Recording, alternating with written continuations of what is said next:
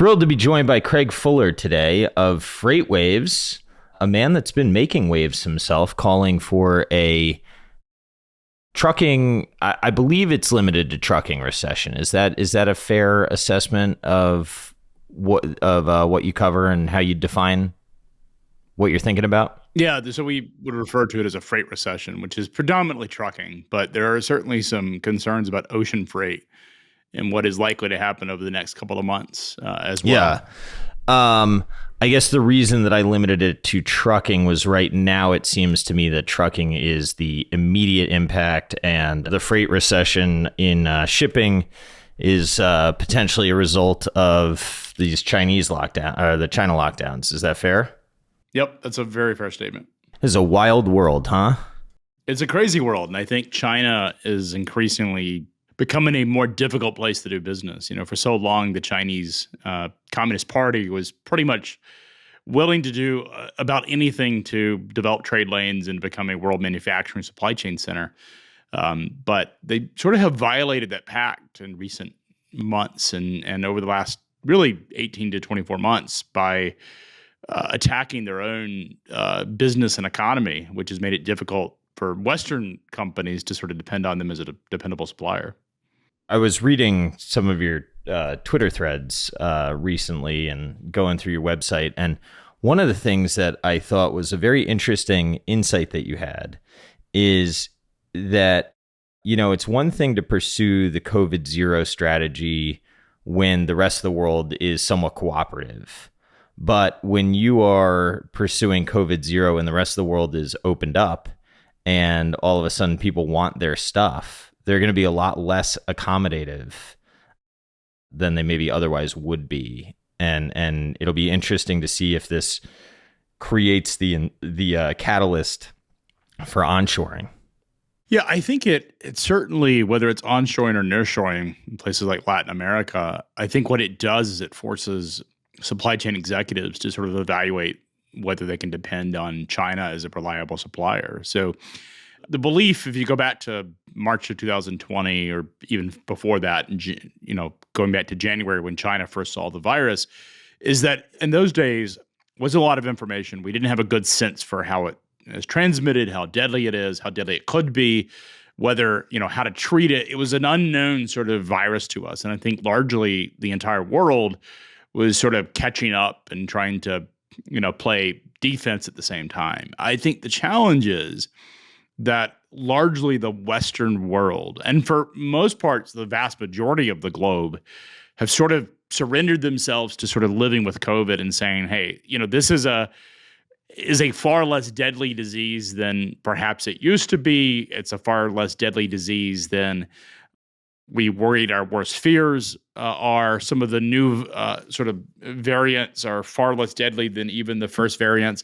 There's a lot more information and treatments. And I think as a general rule, the West has sort of said, hey, we're just going to live with this thing and we're going to tolerate it. And it's just going to be a nuisance that we just have to live with as part of a modern society. China continues to operate under this sort of draconian view that they can control and mitigate the spread by basically locking down their entire economy. And that's a very different approach. It's one that feels much more similar to what the United States and the rest of the world attempted in, you know, March and April of 2020, but largely decided that wasn't a workable sort of the byproducts or the downside was far more egregious or impactful than, say, the upside you got from avoiding the spread. And so I think China has become very unpredictable and is an outlier in how they approach the virus, which is really, in sort of Western boardrooms, has created a lot of question about whether they're a reliable supplier, should be a reliable supplier. I'll tell you, it's interesting to watch the backup at the ports and then think about, okay, well, what happens when China shuts down? And I think you wrote about, you know, it's not just the ships coming into port, but it's the truckers that are getting the goods to the ships. And are they able to drive through the cities and stuff like that? And I guess you had also mentioned, right, that they're worried if they go into a city and the city locks down, they're not coming out. Is that fair? Yeah. So it's, you know, the issue is the ports themselves are currently open, but they're not operating at capacity because the trucking operation. So ports is sort of an organism. So most people think of the port as where the ship sort of docks and containers are sort of moved off of the ship, and then other containers are put on the ship. The reality is that a port, in many ways, is just an extension of the broader area and the broader economy in that area, in that city. And it depends on lanes of trucking and rail and other resources to keep operating. So it'd be equivalent of shutting down your airport. Let's say, Dallas Fort Worth shutting down its airport, or LA shutting down LAX, or something to that extent. And basically saying, hey, our city's locked down, or the opposite of actually shutting down the city and not shutting down the airport. Say, hey, the airport's operating, like it's fine, but the entire city of Dallas Fort Worth is shut down. So that means that factories are not opening, trucks are not able to get in and out, and so that's effectively what, when we talk about these shutdowns, it's not so much that the port's open, it's that trucks can't get in and out of the port to move cargo back and forth. And because of that, it means that the port operating and being open means it can only handle the cargo that's really on site. The other issue is a lot of cargo, as it comes off of these ships, because transportation networks are bi-directional, which means you have freight that goes outbound and you have freight that goes inbound. And so typically when you see a ship, what they're actually doing is they're unloading empties. These are containers that are empty, or unloading raw materials from the ship. And those are then put up on port. And then they're then taking in fully loaded containers, in particular China, and transporting those out. Well, the problem is when you shut down basically your truck flows to move cargo out, then the ships are just not calling on the port of Shanghai or Guangzhou. And so when they're not calling on those ports, it means that raw materials are not getting in, and it becomes incredibly destructive to the overall orchestration of a supply chain. Interesting. So the backhaul of it, I'm going to call it backhaul. That may not be the right thing, but like say a ship goes from China to the US and then back, that backhaul leg is usually a bunch of empties. Well, that's right. So from the United States to China, it's a backhaul, not the other way around. So the way we think of in freight markets is head haul, backhaul. So a head haul is usually where it's, a head haul is where you make all your money. A head haul is where pricing tends to be high. A head haul just means there's more freight than there is capacity on that lane. A backhaul is the opposite, where there's more capacity than there is freight. So the United States, in the world of global container movements, it tends to be if you origin in the US, it tends to be a backhaul, because we're a consumption economy, which means we consume a lot. We don't produce a lot. And because we don't produce a lot of the freight that moves off, for the containers that move off the United States, actually are empty. They're just hauling air. And it seems like an expensive sort of thing to haul, because it doesn't pay very well. But the reason they do that is they're trying to reshift empties into the ports in China so that they can be loaded, so they can come back to the United States. Interesting. So now if the ports are less efficient than they otherwise would be, and your backhaul, I presume it'll probably look like the ports of LA outside of some of these Chinese ports where the ships are just kind of sitting, I guess, unless they divert them to other ports, right? But it seems like that's a lot of...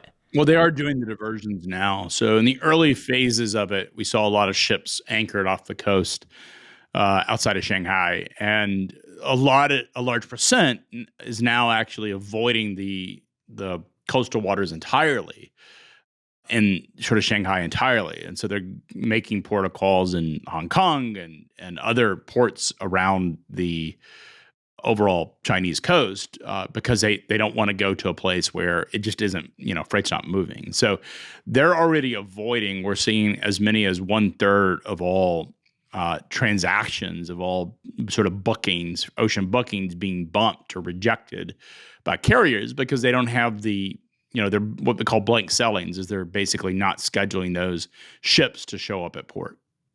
It's interesting. So, and I had asked you when we were chatting on Twitter, I said, so how are inventory levels now? And it seems as though our inventory levels are largely replenished. Is that a fair statement? I'm just trying to... I think inventory levels are at record high. So if you take out automotive inventories, which is really the only sort of, you think about this inventory level it measures a lot of things. It measures retail products, manufacturing products, automotive, et cetera.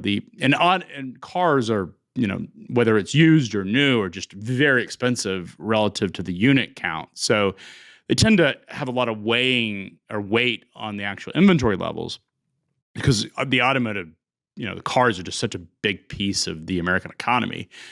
And so when you take out the automotive sector, inventories are at record highs.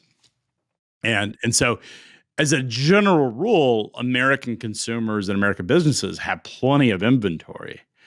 What is concerning is that if the ports stay locked down for a long period of time, is that inventory could burn off pretty quickly. And some of that inventory very well may be out of season stock. So it may be products that were intended for, the fourth quarter, intended for the holidays. And just think about the seasonal items that you would expect, which would be like sweaters and jackets and things that you wear in the winter. Some of those items didn't come in until February and March of this past year and are still coming in. And so a lot of these inventories may be ill-timed, and they may be out of style. I mean, just take like yoga pants where people were comfortable in sort of athleisure or just wearing around the house and sort of jogging pants and hoodies. Those, as people have sort of returned back to the office, those are not as popular as perhaps clothes that are more appropriate for a business environment. And so there are a lot of these sort of anomalies that sort of pop up when you have these disruptions that largely are just there. I mean, one of the best examples is sort of house cooking ware and sort of bedding, because we largely think about the economy. We've sort of lived for the past 2 years with very robust home sales, new home sales, and new home construction, people moving outside the cities.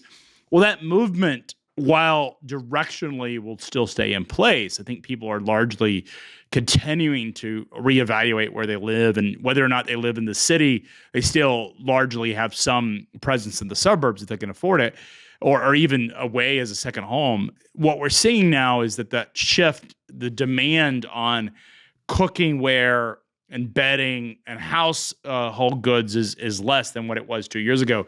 And the other reality is that if you're eating out a lot more in restaurants, then you're not buying skillets, you're not buying cookware to the degree you were. So when we do channel checks on national retailers, we're seeing a lot of the cookware, a lot of the home and gardening items are sort of piling up in inventory levels because the demand for those items was largely exaggerated for the past 2 years, and a lot of that's cooling off. And so that's creating some inventory hangups. I think what a lot of people look at when they talk about inventories, they're looking at components. And so they're saying, well, I can't get a car, I can't get this item, I can't get that item because they're out of stock.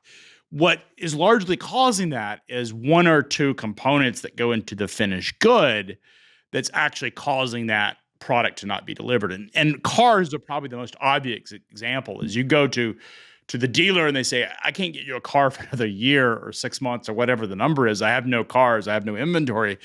And if you go look at the data, a lot of the cars are actually being produced in full, except for it's one or two or three components that are not fully in stock, and therefore they can't deliver the car. So probably the best example of this is semiconductors. It's the one that most people are sort of recognize as sort of the conversation. But we also have heard things like floor mats, as people have ordered a new truck and they expect these hardened floor mats and this very specific component.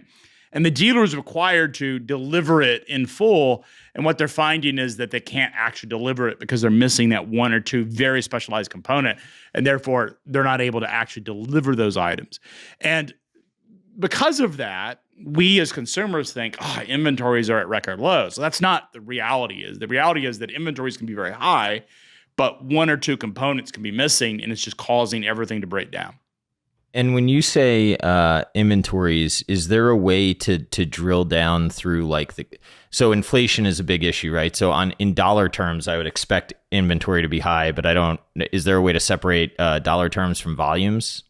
Yeah, so it's real GDP is sort of the number, and so you're looking at not the value of the item, but the actual consumption or the amount of volume that moved. And that's actually, when we talk about freight, it's far more important is the number of items moved versus the dollar value. So you can look at the retail numbers. The retail numbers were largely flat. If you look at sort of March retail numbers, a lot of the consumption was in gasoline. Gasoline consumption was up 8%. So we look at that and we're like, okay, consumers, in pretty good shape. But when you look at the total amount of purchasing power that they've lost a lot of that over the past year to do with inflation. And it's the actual unit count that you look at. So we look at e-commerce was down something like 6% or 7% in the month of March, just in terms of total dollar value. But when you look at what that means in terms of units sold or number of sold, what we found is that inflation is sort of driven that as you have an inflationary element to that as well. And so you want to look at these on an adjusted basis. And if we're talking freight and freight volumes, it's really important to understand how many units are actually in the economy, not the dollars that are spent. And we're starting to see, these cycles take 18 months to sort of play out from top to bottom. And we're in the very early innings of a softening freight market. And there's still a lot of people in our market that are in disbelief and sort of in denial about that. And they're looking at lagging historical data. They're looking at government data. They're just looking at data that represents one very small cosm of the market. The reality is, if you look at it in a whole context, is we do see lower volumes. And look, none of this should be shocking. I mean, the reality is that we've lived in this inflated world of physical goods consumption and volume for the past 2 years. And that, think of it as a bubble. That bubble is slowly letting air out. And as it lets air out, people that are in this market, it's really, really catering pricing. It's really creating demand. And those catering elements are starting to show up in the market. And we saw our first major bankruptcy today in trucking. It wasn't major in the sense that, thousands of people, it was a couple hundred people were impacted. It was 115 trucks and about 140 to 150 employees. Not significant. It's a good size operation. It's a decent size operator. And again, what we're looking at is, that in itself is not unusual. Trucking bankruptcies happen quite often. What we believe is one sort of anecdote of what could be a pretty troubling time in trucking over the next couple of years. What is fascinating, I think what's fascinating about this is I'm listening to you is it's like the inventories right now have been replenished largely, I believe. So I assume that freight last year was in great shape. But now if the goods can't even come from China, how do you even move what you may need? Like there's just going to be a ton of slack in the system, and then do we get into this scenario where now goods are moving from China, and then the freight market gets super tight again? Yep, I think that's exactly right. So what you have is sort of right now, it takes approximately 40 days from a ship to leave the port of China to get into what we call the surface freight network in the United States. So in terms of shipping time, it's about 4 weeks, 3 to 4 weeks to go from China, about 27 days to leave the port of China to actually call on the ports in the United States before those containers are offloaded. If you go back to where we were a couple of years ago, it only took about 2.5 weeks, and now we're at about 3.5 to 4 weeks because of the sort of backlog. But they still get here and they still show up. And so it takes a while before that sort of shows up in the data. So we saw the lockdowns happen really on April 3rd. We saw freight demand start to drop off, or freight movement drop off in terms of total number of containers booked really on April 6th. And we sort of lived in this environment for the past couple of weeks. It would not be obvious if you were looking at American port volumes. You wouldn't see this impact show up really until sometime in May. And so really the time we would expect to see it would be about mid-May is when we would start to see really a trough in volumes come in terms of volumes of ships and the total amount of TEU, we call them TEUs or container volumes, sort of enter the United States. Those will start to drop off significantly in terms of Chinese to United States container flows, really in about that mid-May timeframe. And that's when it gets really, really dicey as we go from mid-May into June. And unless the Chinese sort of turn up their economy quickly, And if this goes on for months, let's say, which some people believe it will, then it could have dramatic and drastic impacts to that inventory story. Is what will happen is U.S. businesses will start to, U.S. businesses and consumers will start to draw those inventories down. We'll have the opposite effect, as we will sit with very diminished inventories, and we will basically not have access to products that we would normally expect to have access to. So it's something to watch. It's not something for an alarm yet in terms of going to your grocery store or going to the hardware store or going to a retailer. Those items will still largely be in stock. This will show up for American consumers really in the back to school sort of phase. And we think of freight as really a cycle, is that when products move from China and you start planning, you typically are planning 6 months ahead. So 2 quarters ahead. When you're ordering products, you're saying, okay, I need to order these about 6 months in advance of when I want them, when my peak demand is. So we think about back to school is really, that starts really in late July and early August, is when products are in store available for back to school. That is about the time frame where we would expect this Chinese impact of slowing supply chains and production to really be felt by American consumers. If it goes on for months, which people believe it could, then we will start to worry a lot about what happens in the holidays and whether we have holiday inventory. And like last year, there was a lot of conversation about whether we would run out of inventories in Q3 and whether we'd run out of inventories for Christmas. I think largely the big box retailers did an exceptionally good job of sort of responding to that. Consumers also showed up and purchased items that were in high demand much earlier than they otherwise would have. And I think we were able to sort of shave off what could have been, for many consumers, sort of a crisis of sorts. But I think what is really concerning as we move into Q3 and Q4, if we see these lockdowns persist through the summer and into the fall, I would be really concerned about the lack of inventory. The other thing that you got to remember about supply chains, these are webs and they're interconnected. And so just because the ships, so we see China starts to resume its economy, it doesn't mean that all of the products and components and raw materials are there for them to resume all at once. And also upstream suppliers ideally need to resume production at the same time that I'm sort of downstream, or earlier than downstream manufacturers have sort of turned on the volume. And so this isn't as if you can just turn on a switch and it all of a sudden just works. It takes a while for these supply chains to sort of heal and sort of produce. And that could take a while before we see what we consider sort of a normalization of the economy.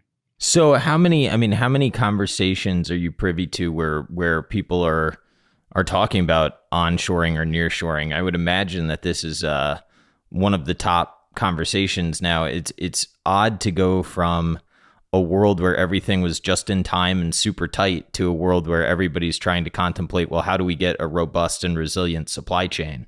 And it's also odd to me that it's still going on. I mean, it shouldn't be shocking. These aren't things you can just turn on a switch, but how long can this problem go on? I would imagine a while, huh?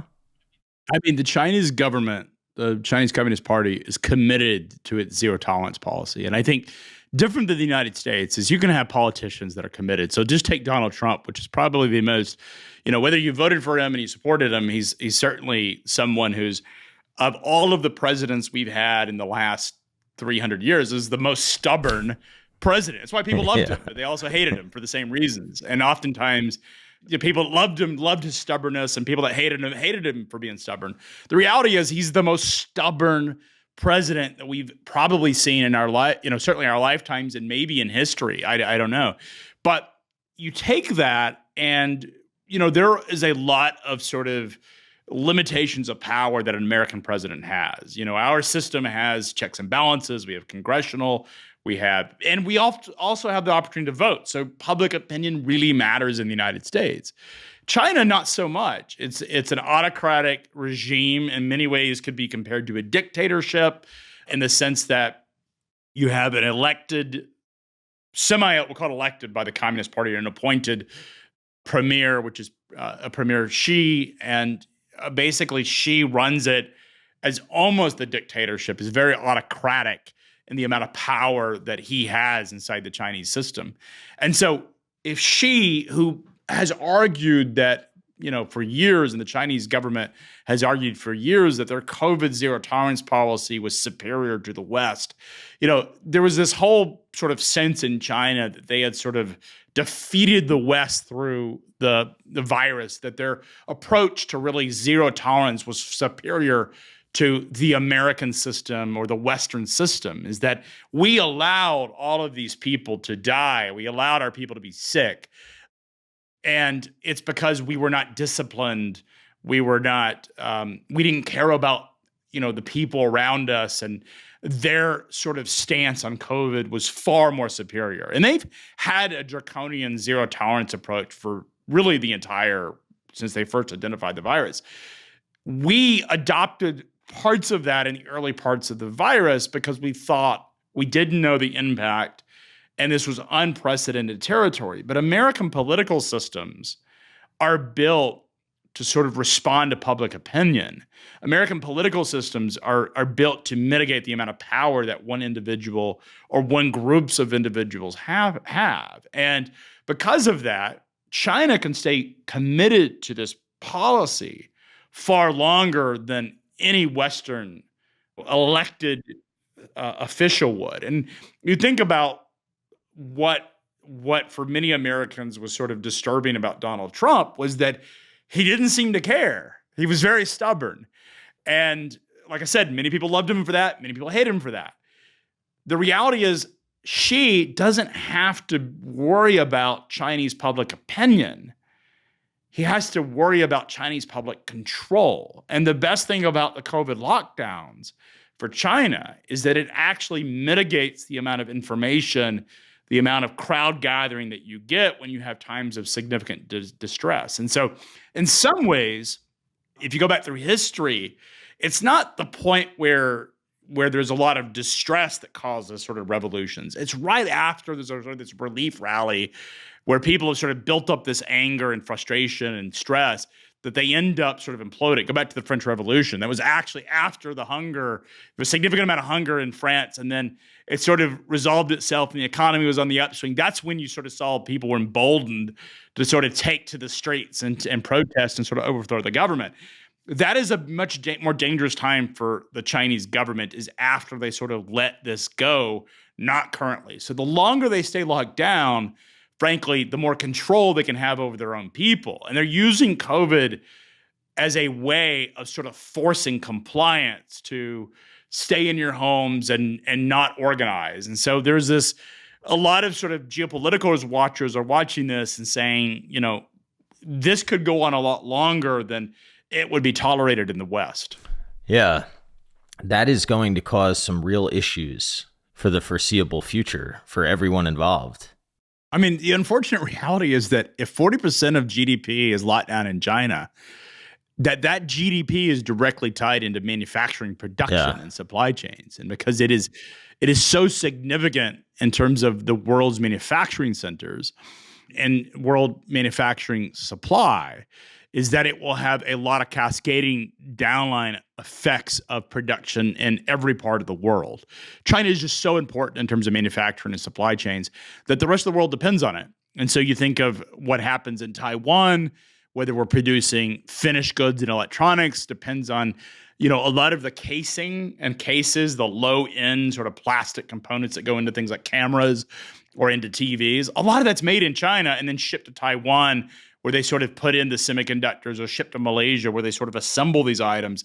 A lot of the components that you see throughout supply chains, regardless of where they actually originate or where they're actually finished, a lot of the components come from China. So some of the production that we see isn't low-end clothing or low-end shoes.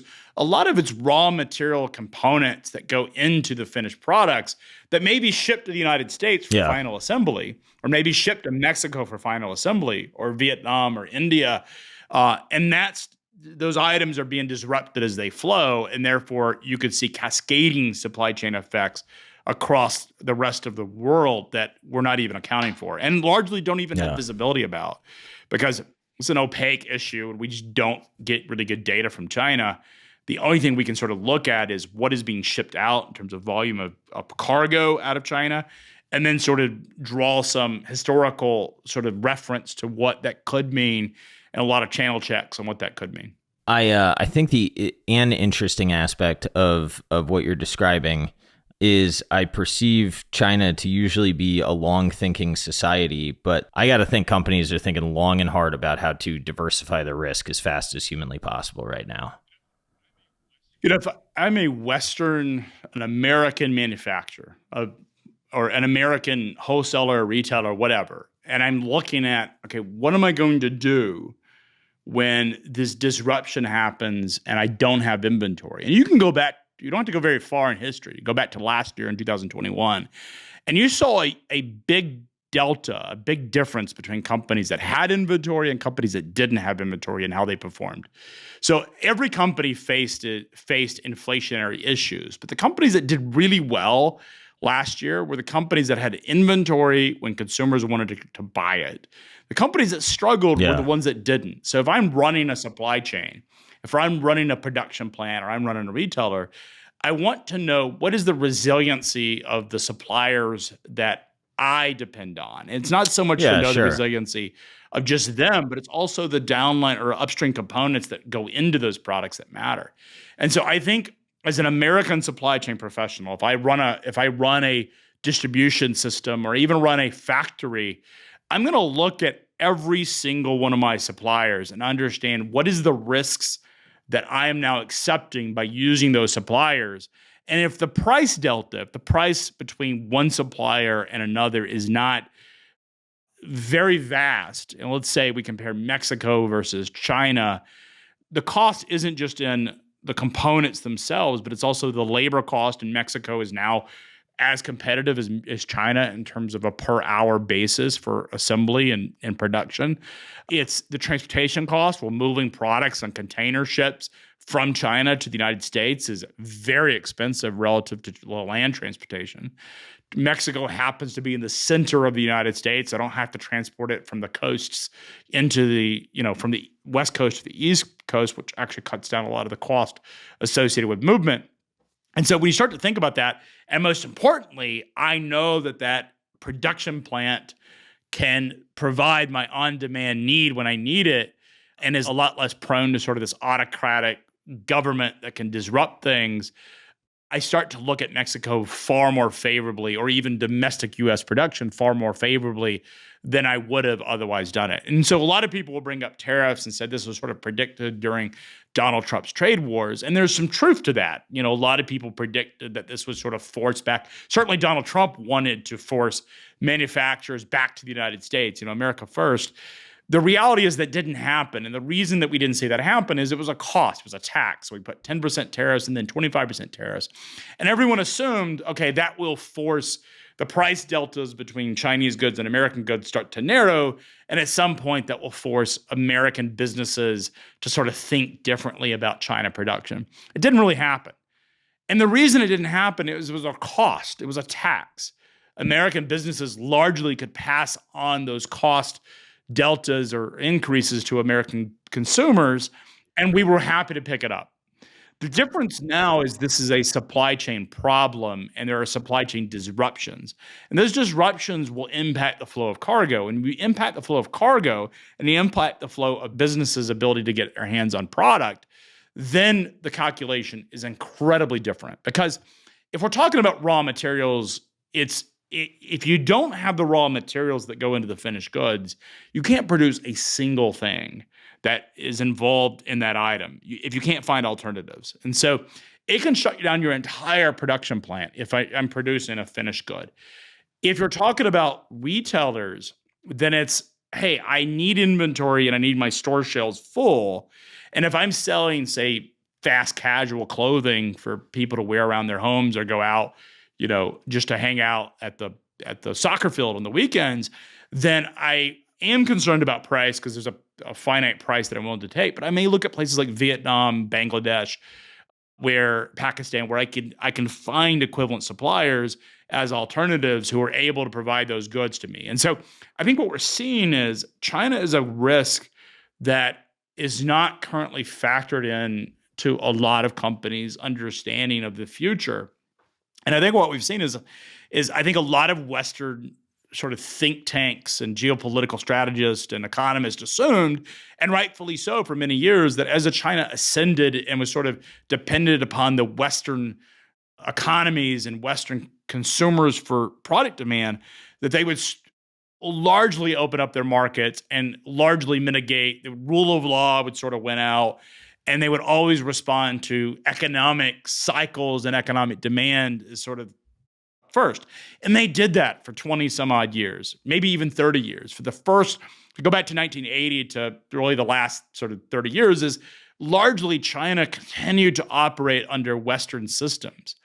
But in the past 4 to 5 years, as China has ascended, they're starting to violate those norms that we sort of understood in the West and we sort of accepted. And that behavior becomes far less predictable than what we would expect. And so as China becomes richer and more powerful, it's becoming far less westernized in its thinking and far less democratic in its thinking and far less economically exposed to Western sort of cycles and far more about itself. That is a much more dangerous sort of outcome than what most Western thinkers thought would have happened. Mostly what we thought, I think largely what most people thought, including myself, is as China ascended and its economy came intertwined with the West, is that it would largely sort of adopt Western norms. But in the last couple of years, it's been the opposite. We've actually seen it sort of retract and sort of become far more insular and far more about itself than what it had been over the last couple of decades. It's going to be interesting to see how they respond to companies nearshore. I mean, if it is true that companies nearshore supply chains, it's going to be interesting to see how China responds to that, because that's going to hit them directly economically, right? And that's I think what will end up happening is the manufacturers that produce goods that have high margins, that having inventory in stock or not having inventory in stock is far more impactful to my business than the cost of my goods sold. So think about those products that matter. It's electronics, so things that are relatively high margin, semiconductor chips. It's electronics that are really, really important for the running of a lot of businesses. And the margins of those things are pretty expansive. It's pharmaceuticals. China is the world's largest pharmaceutical manufacturer by multiples over anywhere else. But the margins of those items is pretty expansive. And so I think what we'll see is that those companies will start to say, hey, I can afford to sort of produce these items in the United States, or I can afford to produce them in Mexico.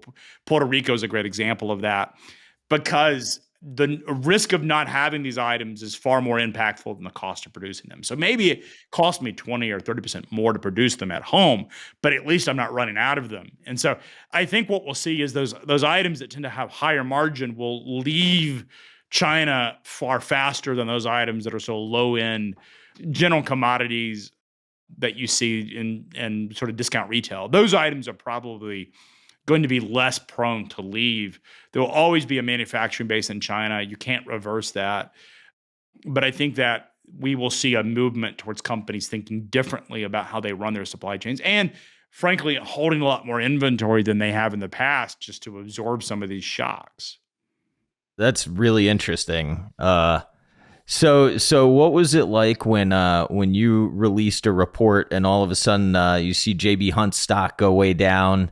I mean, that was wild. It's a little so we write reports a lot. We've made calls throughout history since we've been past 5 years we've been around. So usually there's no major market impact to these stories. I think it was a little shocked on how fast the financial markets sort of responded to our freight recession is imminent article. And, I think I woke up the next day and something like the transports. Yeah, that was wild. 10%. And then over the course of a month, I think they were down 18 to 20%. It was a little shocking. And frankly, I was pretty uncomfortable with the fact that happened, because, what we were talking about is the fundamentals of the broader market, of really a lot of small and independent trucking companies and freight carriers. They're not really talking about sort of this, what we call enterprise class carriers and the impact to them. They're largely insulated from some of these developments. They have impacts and it will impact them, but they still don't have this sort of boom and bust cycle that a lot of the small carriers do. And that's really what we were referring to is what it means for really small trucking companies. The reality is that I think Wall Street was already, one article is not going to set off an entire trading unless there's already a belief or a bias to look for data that sort of trims it off. And I think what we saw it was just the right sort of tipping point where largely Wall Street had assumed that, the US economy was sort of stretched, that whether we have Fed tightening, the cost of fuel, retail consumption is starting to change.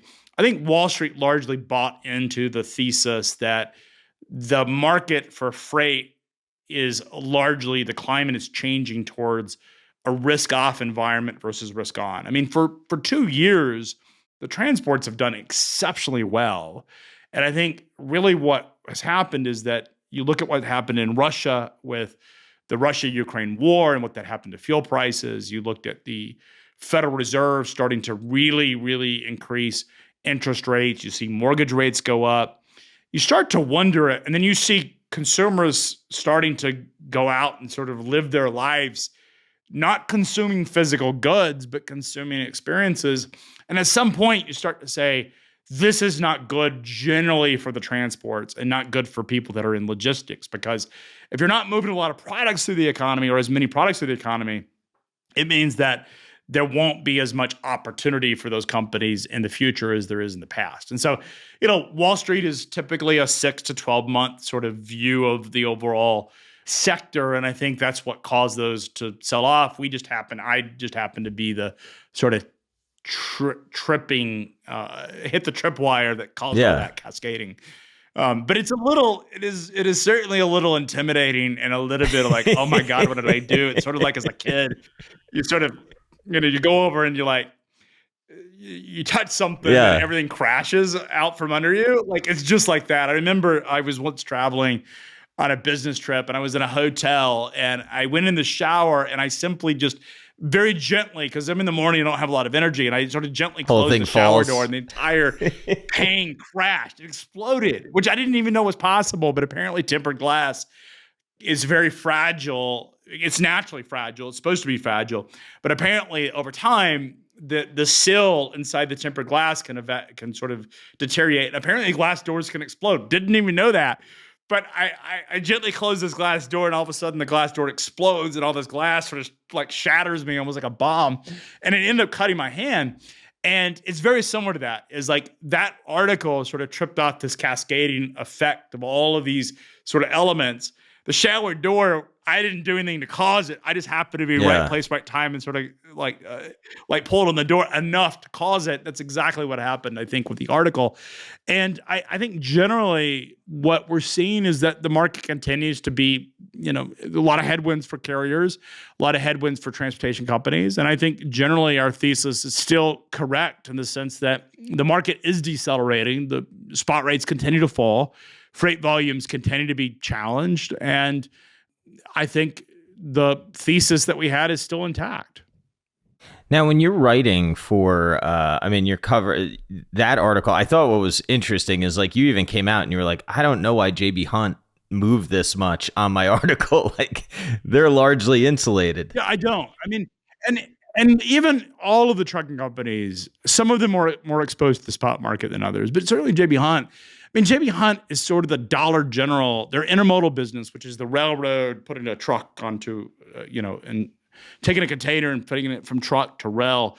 JB Hunt is largely viewed by people in transport, not as a trucking company. Now, you ask someone on the street if JB Hunt's a trucking company, they say yes. They participate in trucking, and they're a very significant player in the overall we call surface freight market, which is moving freight over land. But as an over-the-road for-hire trucking company, they're largely not a participant in that part of the market.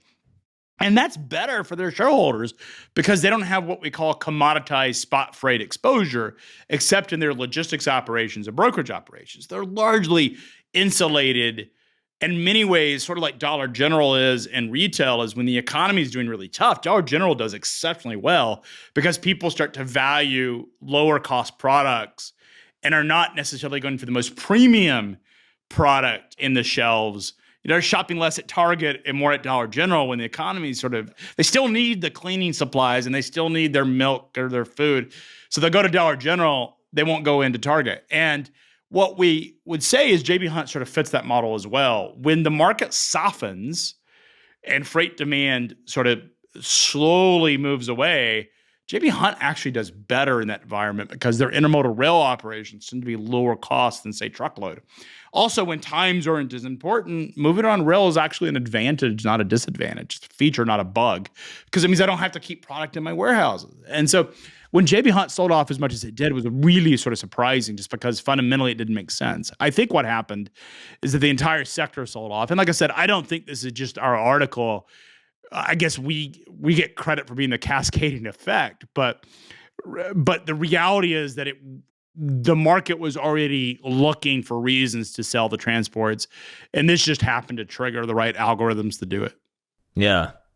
How does Old Dominion fit in this? Like, are they impacted by the soft freight market? I would think so. I mean, Old Dominion is a well-ran LTL carrier, and being a well-ran LTL carrier means and LTL operates different than truckload. Truckload tends to be a highly commoditized market where there's no barriers to entry. Anybody can go buy a truck that can get financing and become a trucking company tomorrow. The time to do that, assuming you have a CDL, is measured in a day to sort of like literally, if you had a CDL, you could go buy a truck and you could be operating tomorrow. Like there is no time delta or gap between the time that it takes to ramp up. And so truckload tends to be far more cyclical and far more responsive to these sort of demand cycles is what LTL does. LTL requires terminal networks. They tend to move smaller shipments. They're marrying up a lot of small shipments into a network. And so LTL is a market that is in many ways, much like rail intermodal is, it's somewhat insulated and somewhat advantaged when freight sort of slows down because you're not moving full truckloads. Maybe you're moving a pallet or two. And so LTL will do better at this part of the cycle than what general commoditized truckload will, just because of the way that the nature of how it works. That makes sense. It's so fascinating, man. I love thinking about the way that stuff gets to us. I don't care if it's your internet. I don't care if it's the goods. Like, I just think that the world around us is so fascinating. It is far more complicated than what I think most people sort of think about or even care to think about. I mean, I always use the description of a supply chain as much like your electric power company or utility. Is like, you don't think about your power company. Like, think about the last time you thought about your power company. Yeah, I just expect the lights to go on. But the last time you really probably thought about your power company, like obsessed with yeah, that's right, was when the lights weren't on. And I bet if the power was out, you were checking every 5 minutes on the power company's website to see what the status of your power is, because we just can't face it. Or your internet company, when your internet's down, you're like, what is going on? How long is this going to take? Like we are so engineered to sort of expect it. Supply chains operate the same way. So nobody thinks about how those products move from China into the United States until after those products aren't here. And frankly, if you talk to most people on the street about China today, and I'm talking about in the last week, very few people that are outside of the Twitter sphere that I operate in are thinking or even looking at China as a risk. They're like, oh, I thought that was all over. I thought COVID was all over with. Haven't we all agreed to sort of move on? And so the reality is that most people aren't thinking about these things, don't even care. And they won't care until they walk into the grocery store and they don't see items that they would expect, or go onto a website and those items don't show up. That's when they'll start caring. We're not there yet. And so, as you mentioned, people largely ignore supply chains until they don't work. And I always say, if I'm in the news a lot, it's because things are usually not good. And so the more you see me, the worse tends to be, because people really don't want to talk supply chain. It's a pretty boring topic for most people, unless something's not operating the way you would expect it to. So how'd you get into the business and writing and whatnot? Yeah, I grew up. So my dad started what's the fifth largest trucking company in the United States, called US Xpress. And my uncle started the 8th largest trucking company, a company called Covenant. So you could say I'm Yeah, big it's in your trucking, blood. right? So like if there's big oil, big trucking. And so I've been around it. I learned the sort of in and outs of the business. And, we built FreightWaves 5 years ago because there wasn't really an information source that was sort of real time. A lot of the media outlets that were operating the space were writing stuff that would take place, write it either on a weekly cadence or monthly cadence or quarterly cadence. And so these developments happen so quickly, and there was sort of this information gap. You could find social media blogs or groups where people be blogging about this stuff, but nobody was talking about this stuff from a sort of editorial, data-centric model. And we went out and created FreightWaves for that. I mean, it's an industry that I love. I think you have to love it to sort of do it because it's a complicated industry, and you have to sort of understand how all the stuff is constructed, because from the outside, it looks very like a spaghetti, like all this stuff is sort of intertangled, or those rubber band balls Yeah. that people get. It's all like, how does this? So you pull on one thing and it sort of tightens up on another. It's a lot like freight. Is that it's this really weird mess of spaghetti that's all interconnected, and so you have to sort of understand how that stuff is sort of built in order to sort of be able to characterize what's happening and describe it. Yeah, it's fascinating. It's an interesting niche. So who's your typical subscriber? So from a reader standpoint, it's everybody from a reader. I mean, we would say that about 40% of our traffic is from the industry. So these are people that are in supply chain, or either, driving trucks, running warehouses, making decisions at a C-level, sort of C-suite. And then it's like 60% of the traffic is what we would call guests, or sort of Myself. tourists. Or like, like yourself, or someone that's listening to this podcast is like, oh, why is the Suez Canal? Why is this container ship a big deal in the Suez Canal? Or why is what's happening in China impacting my ability to get my hand on my favorite chocolate candy, or whatever, or some box, or some, new PlayStation that's out. So those are sort of tourists that come for one or don't visit on a regular basis, which, and we sort of profile them, are not from the industry, but maybe they're just intellectually curious about a topic, or intellectually have become interested in supply chain because it's just a fascinating topic. In terms of the data customers, these are large decision makers or large companies that are moving a large amount of freight throughout the economy. So it's the big box retailers, it's the e-commerce companies, it's the big trucking companies that really are consuming our data. Our data is not built, frankly, for really small trucking companies. It certainly can serve that, but it's like having an automatic weapon for a knife fight or like a fist fight. Like it's frankly very robust compared to what the general sort of trucking operator would need or want. And so we build our data sets for the largest decision makers and largest organizations in the space that are concerned about real-time pricing, concerned about real-time supply and demand, concerned about these sort of macro developments where, an individual trucking company, an individual truck driver is impacted by what happens around them, but they have very little sort of control over those outcomes. They're sort of subject to the market conditions. Whereas if you're running a supply chain at a major e-commerce company, or a major consumer product company, or a major trucking company, what happens in the macro environment, you have a lot of power to sort of mitigate that impact to you. And so it's really important that you understand from a data standpoint what is actually happening, but also from a contextual standpoint what is happening. So when we're talking about the market, we're talking about the sort of macro view. And it's interesting reading Facebook comments from people that, that read our stuff, that are, they'll take, hey, I was out in LA and there was a lot of containers out there. There's no like slowdown in freight. And you're like, okay. Or like there's so many trucks on the road at the fuel island. This is not a freight recession. And it's because in their own experience, things are fine. And so they don't have context of what happens across the market, and oftentimes shouldn't even care. So a lot of this stuff becomes distracting to them in the background. But if you're running a global supply chain for a major e-commerce company or a big trucking company, you do care about those things because that has an impact to your business. Yeah. Well, like you said, if something's got a 4-week lead time and I'm telling you, well, I was just in LA, I just haven't seen it yet.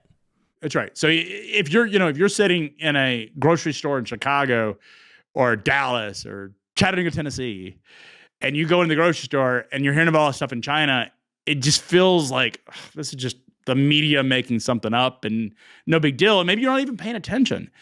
What will happen though was after you go into the grocery store, say, or go into your back to school supply store in August, and you're like, is there no paper and pens or backpacks available for my children that I normally get? They were there last year. I don't understand why they're not here this year. And you walk in for back to school, then you start to ask, well, what's happened? And you have to go back through months of history to sort of backtrack that. Those are what I would call the tourists that are just intellectually curious about understanding what all happened to bring me here. And so we have a sort of a historical archive of all those elements that happened in near real time. And you can sort of characterize that in terms of, where we've been. Yeah. Interesting. So are we going to create another toilet paper run with this episode, do you think? Or we'll see.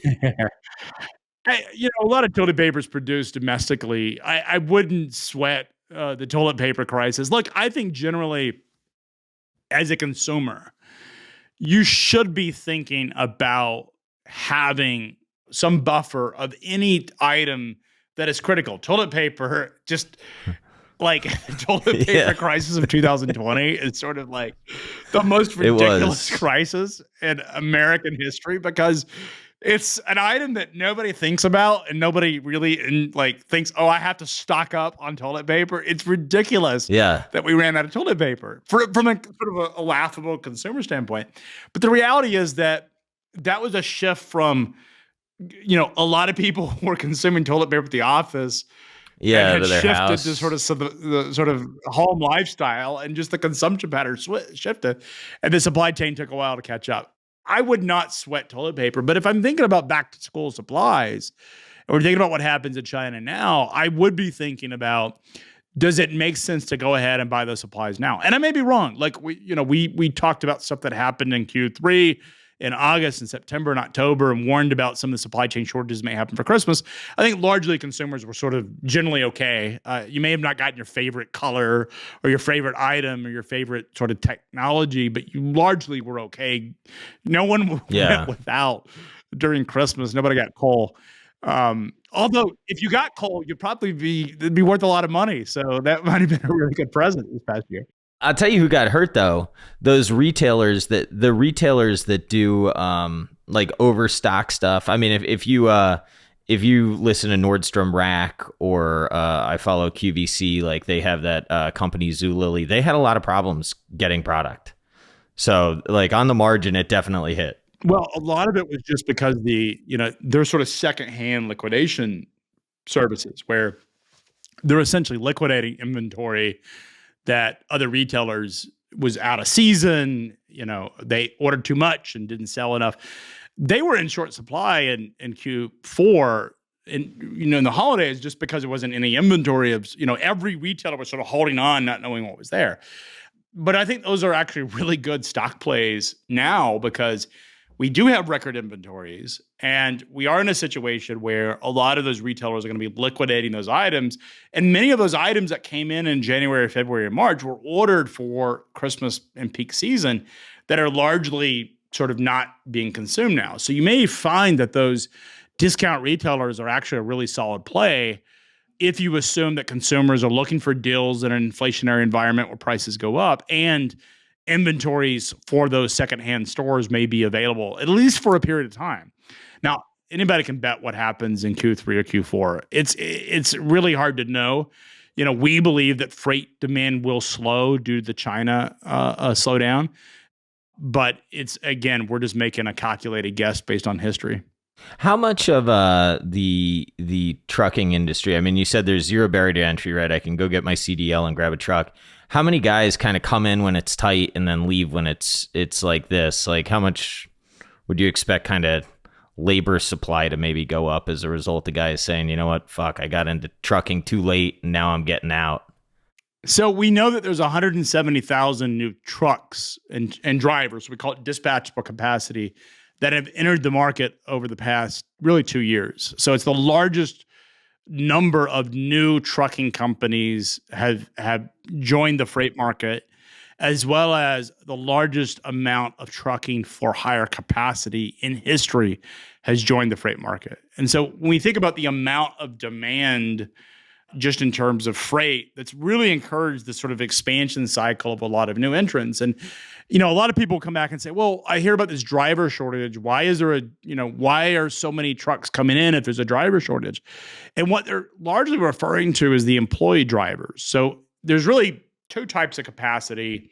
We're going to forget the railroads for a minute, but let's talk about sort of the way the trucking market works is you sort of have the fleets which hire drivers, and those drivers are employees of the trucking company. And they don't have a lot of autonomy. They don't own the truck. They don't have the risks associated with being an owner of a trucking company, but they also lose a lot of the autonomy that they would have otherwise. What happens is when the rates are so high, particularly spot rates, is a lot of those employee drivers leave fleets and go buy a truck and become a trucking company themselves. So now they're operating as an independent contractor inside the market. And what ends up happening is they leave the trucking company they work for. That trucking company then has to go hire another driver to take the seat, if you will, of that other trucking company. So we've gone from driver works for a trucking company, goes and becomes an owner operator, where we've not added a driver, we've added a truck in terms of total truck, but we're -1 in terms of capacity, or we're flat because the trucking company that had the employee driver is down a driver, but there's a new driver, a new fleet in the market. Well, that trucking company immediately is going to try to replace that driver. And so they will put that driver through driving school, and they'll get him certified, and that driver then joins the fleet. So we've gained a driver. Both the employee driver has now been replaced, as well as the dispatchable owner-operator has been replaced. And so what you see when freight demand is high, those drivers that are working for a trucking company look at these spot rates. They go to the truck stop and they hear the guy I'm making $300,000 a year, and you're driving for, JB Hunt, or you're driving for that company, and you're making $50,000, $60,000, $80,000, whatever they're saying. And what happens is that driver says, hey, I can make a lot more money being an owner-operator. And so he leaves the trucking company he worked for and became an owner-operator for the market. Now the trucking company has to replace that driver. And so the cycle goes on as long as spot rates are high. And so what they'll do is they'll enter the spot market as a dispatchable unit, and the trucking company still has to replace that driver because they want to keep their fleet fully staffed. And they also may look at the market and say, hey, the freight conditions are really good, let's expand. And so they also expand their fleet. So not only they have to replace the drivers they're losing, but they also are bringing new drivers into the market. Well, that creates a capacity expansion. Here's what happens. Every single cycle is capacity will eventually match demand, which we probably are at that level now, where capacity is matching demand. And largely for the market, most people think it's fine because it's enough freight for everybody.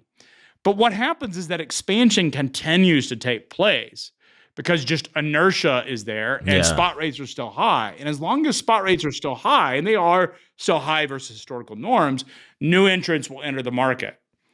The big trucking companies will continue to add drivers to their fleet at the same time. And so what ends up happening is anytime freight volumes start to really come down, which we've seen, then the market just starts to flood with too much capacity. And then we end up in a situation where we see a lot of bankruptcies that take place. We're in the very early innings of that cycle. Now, why we could be wrong is if we don't see expansion of fleets. We're seeing it happen. We've seen 170,000 new trucks. We've seen the trucking fleets respond to that by adding drivers and expanding their fleets because they are expanding. And we're seeing a slowdown in the U.S. freight demand happen at the same time that there's expansion of fleets. So what happens is eventually you overcorrect and you have too much capacity chasing too few loads. And we would call that a bloodbath, where a lot of small trucking companies lose opportunity. And that's exactly what's going to happen. And that's what we've said. And that's essentially what we predict is going to happen over the next couple of quarters. And I presume that guy or girl or gal or whatever that is just entering the market probably has some debt on their rig to buy it, right? And a lot, not quite the staying power. Well, they bought it. Remember, they bought it. So if you go back to 2019 and you look at the cost of say a 3-year-old truck, is the cost of a 3-year-old truck was something like $60,000. So you could have bought a 3-year-old truck, decent, good to decent shape, for about $60,000. That same truck would go for about $140,000 today. So, and then we have interest rates too, is that interest rates to finance the trucks, these are typically small trucking companies that may or may not have sufficient credit. So they may be financed at relatively high rates. So those rates have been creeping up, or I shouldn't say creeping up. They've been really climbing up quickly. And then you have fuel headwinds that are also taking place. And so all of these things are sort of happening at once. Seen the price of fuel double really since March. When we saw Putin attack Ukraine, the price of fuel basically doubled from really February 24th, I think, on. And that has stayed persistently high. We've not seen it come down. So the price of fuel has doubled, which is the number one variable cost for a trucking company. We've seen headwinds related to cost of capital. We've seen headwinds in terms of declining freight rates and sort of diminishing demand. And while there's not one thing that will knock a trucking company out, confluence of events will. Over time, the cash flow of those trucking companies starts to really evaporate. And that's when you start to see a substantial amount of bankruptcies that cause a lot of really challenging conditions for trucking companies. Yeah. Interesting. Man, it's wild. Trucks, stocks, houses, it's all the same stuff. It's all the same behavior.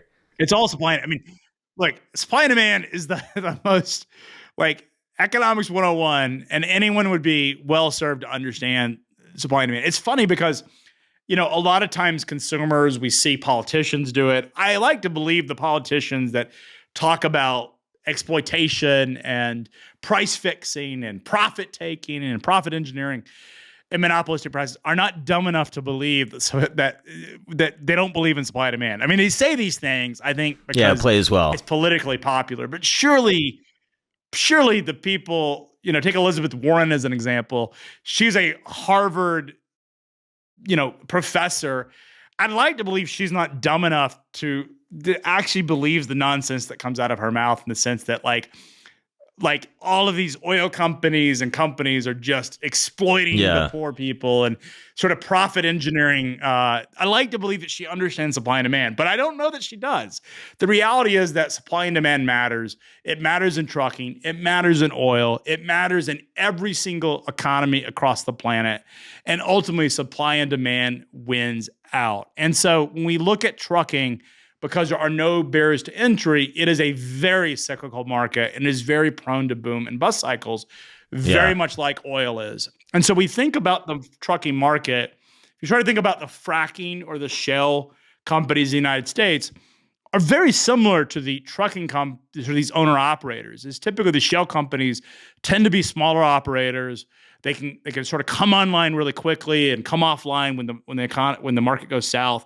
And they sort of are that swing producer in the oil markets. They also tend to go bust a lot faster than these big major oil companies do.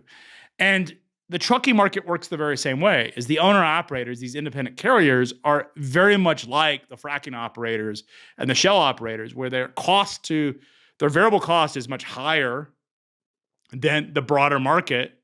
But as long as the rates are high enough, they can come into the market and make a lot of money. The problem is that what they end up doing is oversupplying the market, and it ends up basically they lose a lot of the pricing power that they have. And the difference between oil and trucking is that oil, think of the oil markets, is there's a lot of like upfront significant investment and putting up an oil rig. There's also a lot of environmental and just geographical or geological constraints to do an oil. Like I can't put an oil rig on my property in Chattanooga, Tennessee. Yeah, no doubt. They're super hard to scale up. Yeah, like there's no oil here from what I can. I'm sure that like there's some like microcosm of oil, but like there's no way I could make money on oil. It's probably like $7,000 or something to drill for oil. So the reality is that when you think about small trucking companies, it operates a lot like that, where their cost is much higher, but they don't have the barriers of entry. They don't have geographical constraints or geopolitical constraints or environmental constraints. They Yeah. can come in and out of the market as they see fit. The problem is once they join the market, they're sort of stuck, and because they can't rotate out of their truck quickly if they're sort of have a bunch of debt. And so what will happen is as the used truck prices start to collapse, which they inevitably will, then they will sort of be stuck trying to sort of fend that off. And that's the most dangerous part of the cycle. Yeah. So does somebody like JB Hunt on that side of the cycle get stronger, or do they just kind of not even play around on that side?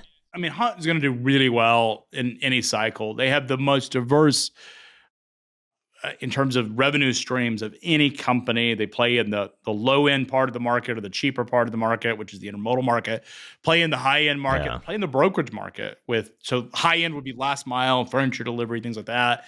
The sort of mid market is that freight brokerage marketplace they call JB Hunt 360. And brokers expand their margins when spot rates do this and contract rates stay high. So they actually are an amazingly well-positioned company in any cycle, but actually will come out stronger because what will happen is a lot of these independent carriers will go under and they'll churn out of the market, and JB Hunt with a robust balance sheet will do exceptionally well. And a lot of the large truck companies actually do better once we get through the cycle because a lot of that excess capacity has been churned and they will have gained pricing power. And one thing that's not really been talked about is the supply chain disruptions of the past 2 years have really challenged a lot of supply chain professionals. And these big trucking companies are able to respond with trailer pools and equipment where a small independent Yep. operator has not been able to or would not be able to. So I think we'll see where the big trucking companies don't have as much exposure to the cycle as sort of the small players, because if you're running a supply chain at Procter and Gamble or Unilever or Nestle, you're a lot less concerned about taking freight from, say, a JB Hunt or a Knight Swift because you want to keep all of that capacity there. The last thing you want to deal with is a big headache of having to replace a lot of trucks. You're going to end up picking off the really small players in what we call routing guide first and not touch the bigger players. Yeah. It makes perfect sense. It's one of those strong get stronger things through the tough times. That's exactly it. And it's still, I guess, still a robust market relative to where it was 2 years ago. But we largely believe that froth is coming off, and there's just so many headwinds that are ahead for the industry that it's going to make it, difficult for them to navigate. Yeah. The thing I find really hard about this period is like what you just said, it's still a robust period relative to where it was in 2019, right? So it's like the rate of change in many different industries, really anything touching the home or durables that people have been buying like crazy for 2 years, is clearly going down. But like it was at such an inflated level that I have a really hard time in my head contextualizing what does going lower mean relative to where we were generally, and are we going to overshoot to the downside like we normally do, or I don't know. It's just very hard to figure out. I mean, there's an argument to be made, right? Like, if you think about just your own over the past 2 years, let's take. So, I was talking to a large. They make skillets, and they're one of the largest skillet manufacturers in the country.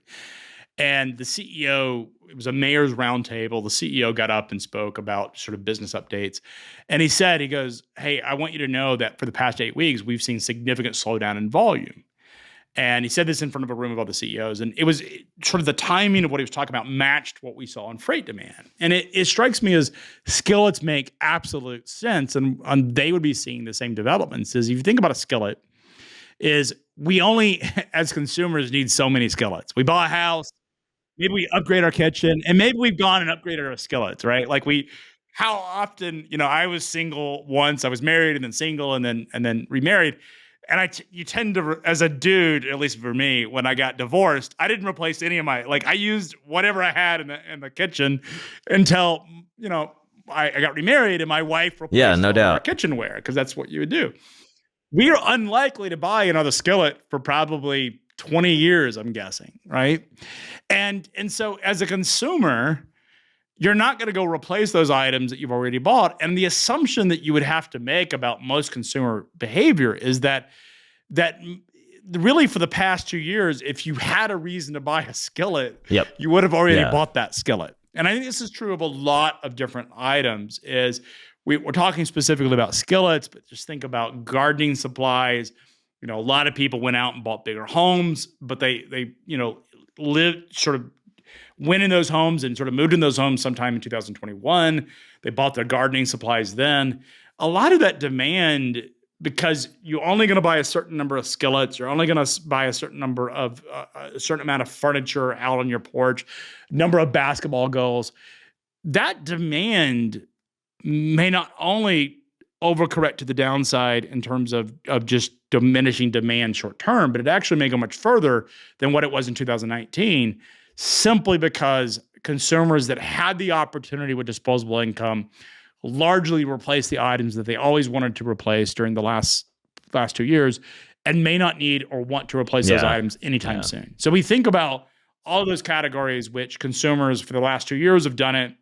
It's televisions, maybe it's computers, but certainly those long-term items that we don't replace that often because they last forever, I think are the items and categories that I would expect that we will see a much larger correction than a typical correction would be for those items.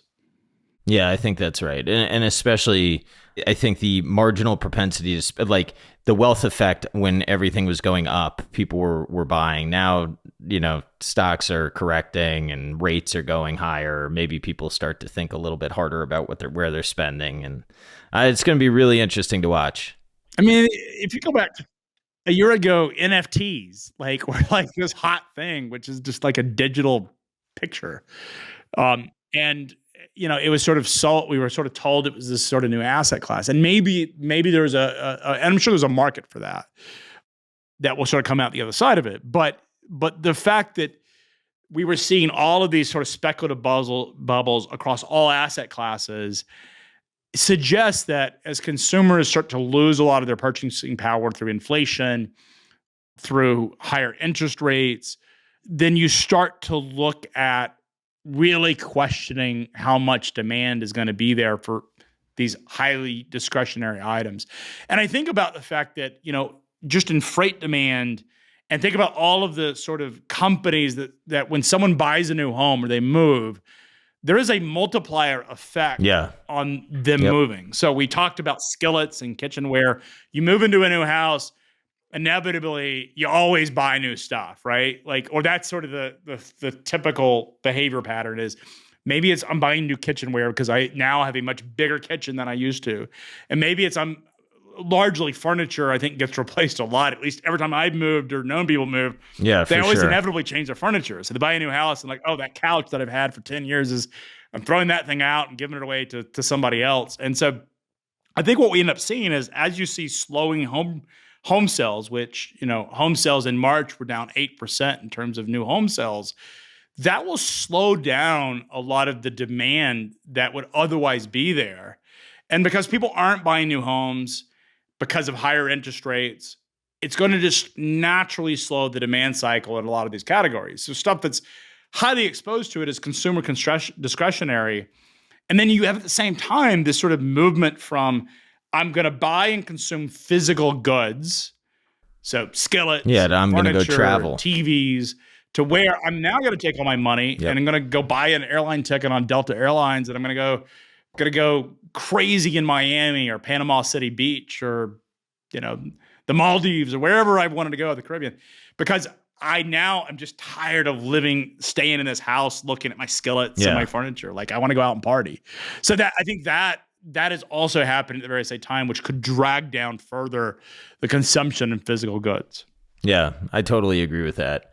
The only odd wrinkle is the home builders, at least D.R. Horton reported today, and they still see a lot of strong demand. But that kind of makes sense to me because I suspect with rates up, existing house, I'm not going to sell my house if I have a 3% rate, right? So I think the new deliveries, if you believe in the housing shortage idea, will probably still be okay. But who knows? I don't know. I've never lived through a. I believe, I mean, you believe just demographically that the housing shortage is real.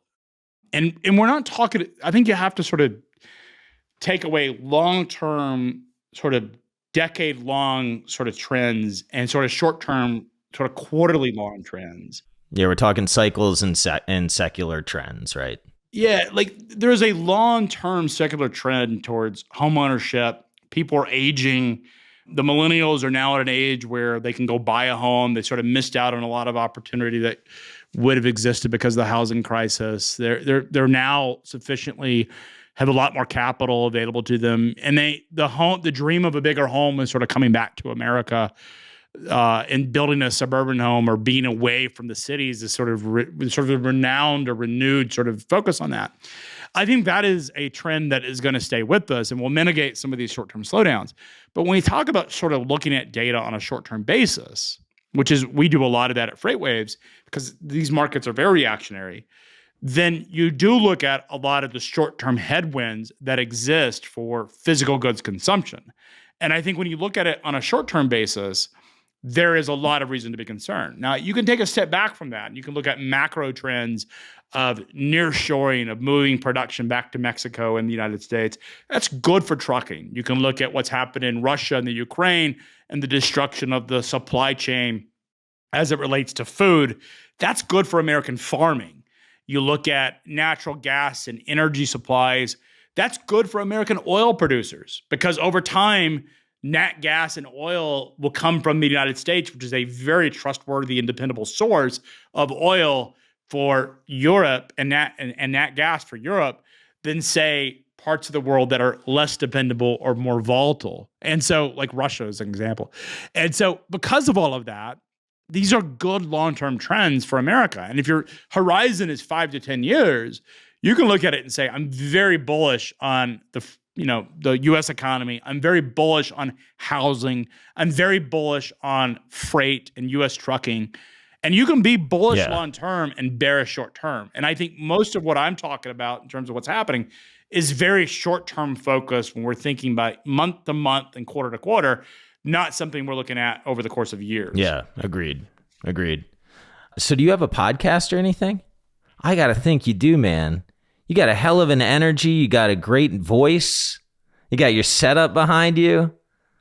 I appreciate it. Yeah, so I do something called Full Speed Ahead, which I used to do it on a much more regular basis, but now no doubt you're busy. When you run a business, you do a lot of stuff, but I do about 3 hours of live content. The FreightWaves does about 3 hours of live content a day. I ended up doing a lot of just sort of TV on sort of like Bloomberg and CNBC and sort of the networks because they're looking for sort of insights. So I do a lot more of that today than I used to. But I have a podcast called Fuller Speed Ahead, which typically interviews founders and stuff. So now I appreciate you saying that. I'm passionate about the topic. It's an interesting time because there's all this sort of macro development and sort of reasons to be bullish. At the same time, you can be bearish. And I think you can do both. Yeah, for sure. Well, I foresee myself doing this for a while. So maybe, we could have a yearly update or something. Even when times are calm, I'd love to talk to you. I find this stuff fascinating. Happy to do it anytime you want. And look, in a couple of months, probably we'll be talking about the bull run in freight because this is just how it works. And so people check in a couple of months and hopefully we'll have something more bullish to say about the market. Well, I follow Jay Mintzmeyer too, and he covers shipping, and I just think it's going to be a wild time to live through between the stop and go and who can make it through these periods of stopping. Because I think the story that I've told myself is if the bigger and more well capitalized people can get through this, the back end, like you said, on a 3, 5, 10-year time horizon, they should be quite a bit stronger at the end of it. I don't own any stocks or anything in the space, but that's kind of like I've been noodling on it for a while, and that's kind of seems like fragility exposes those that are fragile, if that makes any sense. Absolutely. The other thing is when we think about what's happening around sort of these long-term developments is that favors sort of Yeah. the American story, that favors the American dollar. I mean, one of the things that's sort of interesting is if you follow this sort of petrodollar conversation, is a lot of people believe that when the United States shut off Russia, or the West shut off Russia in terms of the monetary system and the payment systems, that would largely make Russia and sort of the dollar would be at risk in terms of the world's reserve currency. But we've actually seen the opposite happen over the last 2 months, where the dollar has gotten enormously strong because people are like, the safe haven is the United States. Like, the reality is, and I don't care whether you're a pacifist or you're sort of an American nationalist and you're really strong or against military power, is that the reality is that the American military is the reason that we have enjoyed so much prosperity for the world, not just the United States, over the last 70 years. It's the strength of the American military and the strength of the American economy that has kept the world relatively peaceful. Now, there have been skirmishes and there have been sort of wars, and we know the war on terrorism, what happened in Iraq and Afghanistan are sort of exceptions to that. And there has certainly been sort of interregional conflict, but we haven't seen a massive sort of breakup in world conflict, largely because of America and the strength of our military, an uncontested sort of economic power. And I think what is sort of interesting about this is as China attacks its own economy and attacks its own people and looks a little irrational in how they're handling things, is that really has forced investors to say, I don't know that I want to put a lot of trust in the Chinese system. I want to move that money to where, at least as crazy as America is, and as crazy as the political system it is, and all the problems with all the just insanity that exists inside the United States, I want to move it back there because at least I know that they will always care about the money. Is that, like, Wall Street gets a bad rep, but there's a reason that Wall Street is as important as it is because it is the world's financial center. China was trying to prop up Shanghai as an alternative to New York, and it's losing that battle greatly. And one thing I would also point out is the stuff that I'm talking about, these supply chain disruptions have always existed. There's always been wars. There's always been geopolitical events, terrorist attacks, hurricanes, economic cycles of supply and demand. The difference now is that we are sort of in this globalized world where we're very sensitive to these things. And there's never been information or news that's been so pervasive and persistent, able to talk about these things. So it's the effect of social media, of what's happening on the ground in places like China and in Russia. It's where you're able to get to the sources, if you will. It's the ability of real-time data, whether it's economic data, high-frequency data from credit card spending, or data that we track, which is supply chain data. This is all a relatively new 5 to 6 year development. And then you have media that sort of supports this. And so all of these elements are now making things far more transparent. And just like watching the news, and like if you watch it's terrible. News, it's a pretty depressing place. And like if you read my content or FreightWaves content, a lot of it right now is sort of distressed because we talk about things that impact our industry. So you can call us a little hyperbolic, and you're probably right. And you should take a step back from that. The reality is that we provide a resource for people that are interested in the context of what's happening. And unfortunately, these events are so destructive to their individual sort of outcomes that you end up becoming a little bit hyperbolic in how you describe them. Yeah, well, I mean, look, if I sat in your seat, I would say my incentives are to be correct. And then, to the extent that I'm writing for the guy out there that may be thinking about buying that truck and getting himself screwed on a back end of a cycle, I don't want him to do it, right? Because I want to be accurate. I don't want people to get screwed. So there's two things that drive any motivation that we have at FreightWaves, and I think this is true for most people that are in the market, is you want to be early, yeah, and you want to be right. There is no other sort of central motivation in what we do, and I think the vast majority of people sort of human nature is we build our business to describe the things that are happening so that people can make decisions. Now they can say, hey, I don't agree with this statement, or this is or a lot exaggerated. Those are fine. Have an opinion. That's great. But the job that we have is to interpret these elements and things that people can understand and react to. And they can make their own decision on whether they agree or disagree. And that's fine that they disagree.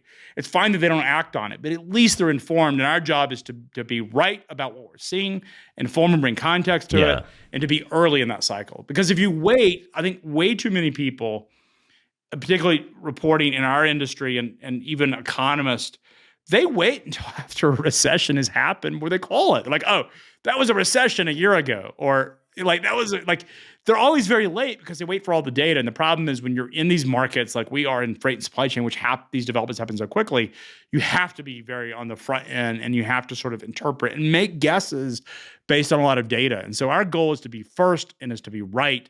And that is the only motivation that we have.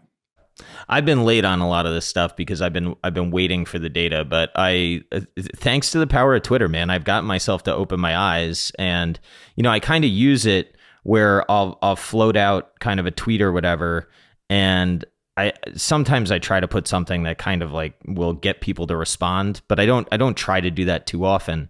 But I put out one tweet this weekend where I was like, trigger warning to the bears or whatever. And it was all about how good the Fed thought the economy was.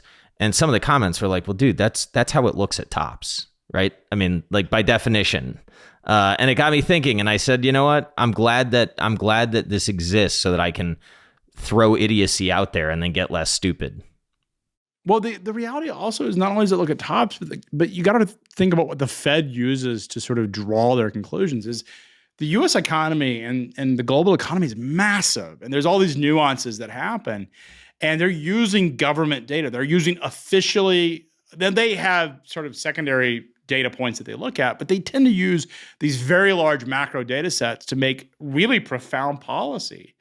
And the reason that they wait for government data to sort of act is that they want to make sure that they've had as much perspective on what's happening on the ground, and it's right, because it's politically dangerous if they go the wrong way. And one could argue economically dangerous if they go the wrong way. The Fed's always going to be late to the game. It's just built into their model. And looking at government data versus the data that we track, we know that government data is lagging, and any commentator in freight that's using government data is going to be behind the ball. They just are, because it takes a long time for the government's data to sort of show up, because a lot of it's based on survey data. Surveys are largely sentiment based, and it takes a while before that sentiment sort of shows up with all of these sort of data points. And so because it lags, there are typically much better and high frequency data, which is going to show sort of these developments well before it becomes official. But now it's true that this high frequency data can also call false narratives. It's all true that it can be wrong at times. But I think the goal of an analyst, or the goal of someone like myself, is to interpret that and make judgment calls by doing channel checks, make judgment calls by looking at historical patterns and saying, we believe that this is sound judgment to make this call right now based on what we're seeing, knowing that we're going to be so early in the cycle that a lot of people are going to call us out for being nuts. And that's okay, because I would rather have gotten that call than missed it entirely. Yep. Well, I couldn't agree more. I appreciate your time. I really have enjoyed this. And I hope you have a couple flights that you enjoy between now and the next time that we talk. And again, thanks, man. I hope people learn about you and read you. And I look forward to speaking to you again. Yeah, I appreciate you having me. And you can find me on Twitter at Freight Alley. So I'm at Freight Alley. It's the best way to connect with me on Twitter. I don't check LinkedIn. I mean, I do get LinkedIn is a disaster, by the way. Can we just talk like how bad LinkedIn is? Like, I thought Microsoft would fix some of it, but like, come on, Microsoft, fix it. It's so bad. I think the problem, man, is once you like figure out how to use Twitter, and once you built your network on Twitter, LinkedIn just looks archaic. I actually think you're right. And the problem is LinkedIn has this sort of everybody's sort of equal, right? People that don't provide a lot of it's super vanilla. LinkedIn is a disaster. I get so much inbound junk, and I don't even read it. Yeah, so I'm with you. It feels so corporate. Twitter feels like a meritocracy. You can say what you want to say. You can be wrong, and you can get called out on it and trolled. Yeah, people tell you you're an idiot, and then you're like, all right, well, maybe I actually am, or you show that you're not. But the thing is, like 20 minutes later, people have moved on because it's so high frequency in terms of the content. They're like, you can say something stupid, and I've done it plenty of times. And 20 Yeah. minutes later, most people have forgotten it, right? So, but the haters live on. The problem for a lot of people about Twitter is this: it invites a lot of trolls because it just Yeah. nature of like anyone can say anything. But LinkedIn, I would pick Twitter any day over. What I gotta ask? What do you think Elon Musk's gonna do with Twitter? I don't know. I can tell you that my strong opinion was that Twitter was not run like a business should be run. And I think Jack even came out yesterday after the deal was done and said it's not meant to be a business. It should be a public protocol. But my history with Twitter is long, and I don't know how else to say it, so I'm just going to say it. In 2020, my wife's cousin committed suicide. He was the Robin Hood trader that committed suicide, and like I used Twitter to get that story out there, and it like really showed me the power of that platform because my family was at a complete loss for what happened, and I asked a question because I legitimately wanted an answer. And, it's a combination of people can't look away from something like that. But within 18 hours, I had pieced together what had actually happened without knowing anything about what had happened. And to see the power of that firsthand, I was like, oh my God, I can't believe it. Now, he has built $1 trillion company with no marketing expense outside of his Twitter account, basically. So, like, I think he understands what that platform is and how powerful it can be. And I think he's right that they have gotten a little bit overly sensitive on what is said. So I don't know exactly what he's going to do with the free speech aspect. I don't want it to become like the worst corners of the internet, but I don't mind it opening up a little bit, if that makes sense. Thanks for sharing. I mean, that's a It was awful. tough. I remember that story. Yeah. But it is a powerful, like if you think about the impact of social media, the Bird app has the most influential people in society are somehow connected on Twitter, either on a frequent basis or on a regular basis. There is no more powerful way to connect based on the thoughts and the merits of your sort of thinking and your thoughts than through Twitter. And like, it is the most powerful, far more than Facebook. I mean, Facebook we talk about LinkedIn. LinkedIn's more of a joke of the three. It's B2B. B2B media is a really, there's a whole. So one of the things that I'm a big fan of is content supported. So is this video? You putting this on YouTube? Yeah. So I've got these flying magazines. So I bought the cool. Flying magazine, which is the media business for pilots, because I'm a pilot. And FreightWaves is largely a business that for 5 years, one of the fastest growing software companies in the world, that largely didn't spend any money on marketing because we had our media business, sort of the Bloomberg business model. You think about that, Bloomberg got to 10 billion in revenue with almost nobody in marketing. They spent very little in marketing. In fact, they hired their CMO and they were 8 billion in revenue, and they had like 3 people in marketing when she showed up. So Bloomberg has the best business model of content supported data. So we did that largely at FreightWaves, and I bought Flying magazine thinking, okay, I'm a pilot. This is a passion project, but there's got to be some way to monetize the content behind it. And I think, we now moved into real estate, which is a different story for a different day. But like, I think Elon Musk, like you said, built this entire brand image on Twitter and created the most powerful and automotive company on the planet and the most valuable automotive company on the planet simply through a Twitter handle of just being a world-class troll at the same time of being a world-class thinker, and has sort of built this narrative that no company on the planet automotive will ever touch. Yeah. I'll tell you, I mean, like when, and this isn't Monday morning quarterbacking. I said this to my friends, like when it was wild to watch him go hostile on Twitter, right, and make that bid. And when people were like, "Oh, he's not going to raise the capital," all I could think about was, can you imagine actually thinking he couldn't raise the capital? Like, look at what this guy has done on social media. And then you saw the people that came behind him and supported him. I was like, this thing's over. I mean, I didn't know that the board would accept it or not, but I knew he had that lined up. The reason it works for him so well is that he's not like, he's a bit like, some of his stuff is a little like, no CEO in He America plays can by get away with different half rules. the stuff he posts. Like the more like, but it's because he has delivered and had so many doubters, and he continues to sort of push the envelope. It's a remarkable story. I'm actually looking forward to seeing how it all works out, but we'll see. And I don't know how much impact he'll actually have on sort of the merits of how Twitter operates. We'll see. I think a lot, man. So I was part of this super follow test group. It was like a beta product, and so people were going to pay, well, some 26 people currently pay me $9.99 a month for this feed, and it's like a separate feed behind Twitter, right? So like I can tweet out something that only those 26 people can see.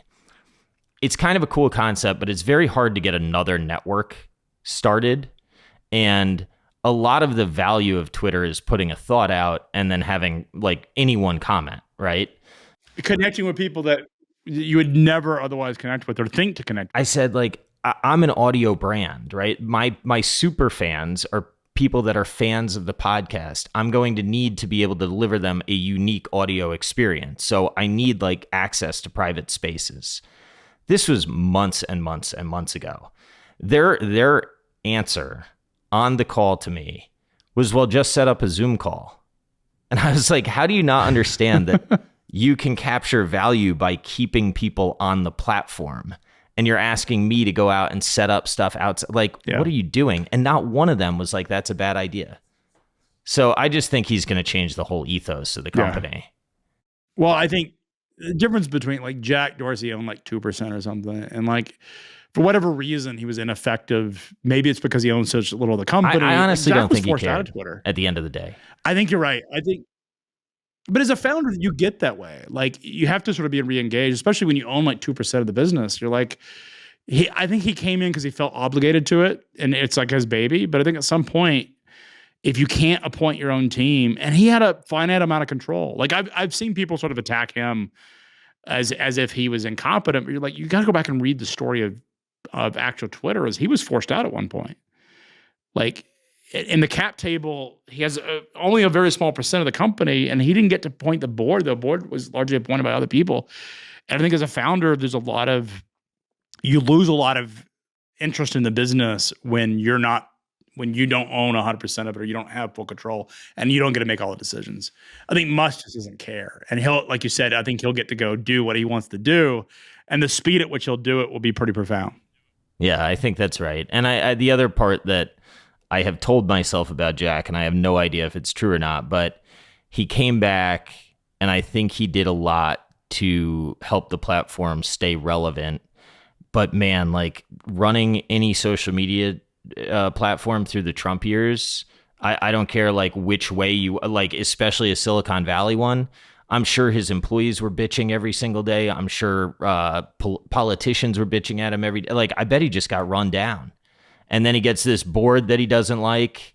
Oh, I bet. I mean, because it was a no-win proposition. Because you couldn't muzzle Donald Trump.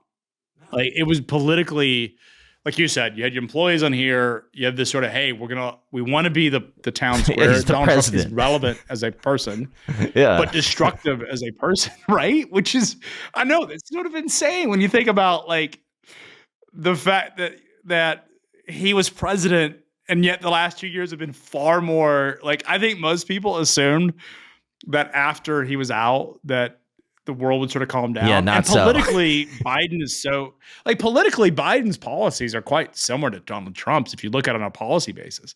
It's just that Donald Trump was far more verbose. Now, Biden's tried to do things that are, obviously keeps trying to move the world towards a far more,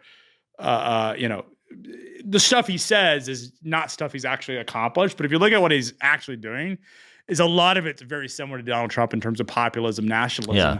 It's just that Donald Trump was in your face about it. Like, and we were It's all a little like, bit whoa, much. shut up. Like, It's a little much. It's like, stop talking. Yeah, well, and it's just like and then to your point, at the end of all that, after managing it, he gets activists involved, and he doesn't have his own board, and I think he was just like, "Fuck this! Like, I don't want to do this anymore." Yeah, I would be. I mean, it's not fun when you're being attacked and you're. Indeed. Yeah. Anyways, well, it's for another day. So I appreciate the time. Yeah, I do too, man. Have a good one, and we'll be in touch. But it's absolute